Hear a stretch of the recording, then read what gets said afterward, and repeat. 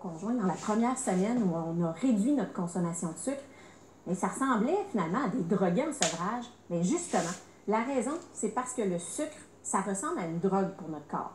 Premièrement, lorsqu'on consomme du sucre, ça amène une libération de dopamine dans notre corps et on a vraiment un effet euphorique. Donc, on est content, on se sent bien, on en veut plus, on a envie d'en consommer à nouveau. Il y a un centre de recherche à l'Université de Columbia qui a prouvé, grâce à ses études, que lorsqu'on est en sevrage de sucre, les effets sur notre corps sont similaires au sevrage de la cocaïne et même de l'héroïne. Donc, ça vous donne une idée à quel point c'est addictif finalement le sucre. Je vous ai mentionné à quel point le fait de lire sur les effets du sucre sur ma santé avait fait une différence pour moi.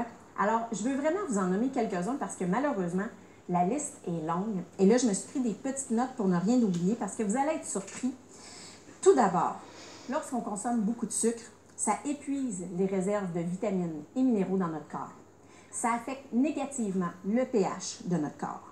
Ça nourrit les mauvaises bactéries, entre autres le candida. Donc ça peut affecter la flore intestinale, ça peut affecter négativement toutes les bonnes bactéries, l'équilibre entre les bonnes bactéries et les mauvaises dans notre corps.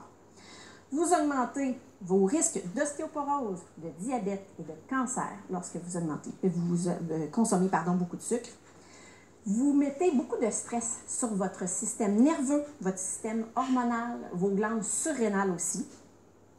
Vous augmentez l'inflammation dans votre corps. En 2004, il y a un journal qui s'appelle Metabolism aux États-Unis qui a publié une étude où on expliquait qu'on a donné une boisson sucrée à des diabétiques et on a attendu environ 1 heure et on a testé le niveau d'inflammation dans le corps et on a réalisé que le taux avait augmenté considérablement et que ça durait pendant au moins 3 heures. Le sucre a un effet similaire sur notre système immunitaire aussi. Lorsque vous consommez 1 cuillère à thé de sucre, pendant 4 heures, votre fonction immunitaire est réduite de 50%. Donc, imaginez, dans le temps des fêtes, lorsque vous êtes devant la table à dessert et que vous vous gavez de sucre et que vous êtes en contact avec les enfants, les oncles, les tantes qui ont des rhumes, des grippes. Non seulement vous êtes en contact avec beaucoup plus de virus et de bactéries d'habitude, mais votre système immunitaire ne fonctionne pas pleinement. Donc, il y a des bonnes chances que, rendu au jour de l'an, vous ayez un rhume, vous aussi. Autre effet, la prise de poids. Votre foie, de la façon qu'il fonctionne, c'est que c'est comme un entrepôt qui a des tablettes. Et lorsque vous mangez un surplus de sucre, on va emmagasiner le surplus de sucre sous forme de glycogène, qu'on appelle, sur ces tablettes-là. Mais malheureusement, vous n'avez pas un nombre de tablettes infini. Lorsque les tablettes sont toutes remplies, le glycogène va retourner dans le sang et se transforme en acide gras ou triglycérides. Et c'est ça qui crée le fameux muffin top en anglais, qu'on appelle le fameux pneu, le type d'obésité qui augmente votre risque de diabète et de maladies cardiovasculaires. Donc ça, on ne veut pas ça.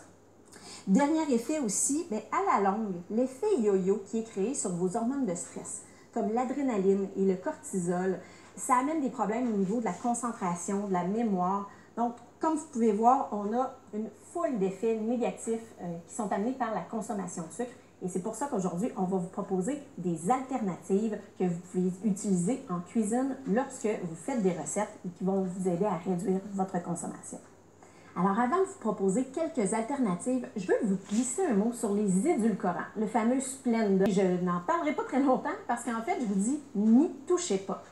Il y a un des fondateurs de la célèbre Institut Hippocrate aux États-Unis qui dit carrément que ces produits-là n'auraient jamais dû être approuvés pour la consommation humaine. On les trouve souvent dans les plats allégés, les plats minceurs, les eaux aromatisées aussi, mais c'est toxique pour votre système nerveux. Donc, je n'en parle pas plus, je vous dis seulement ne touchez pas à ça.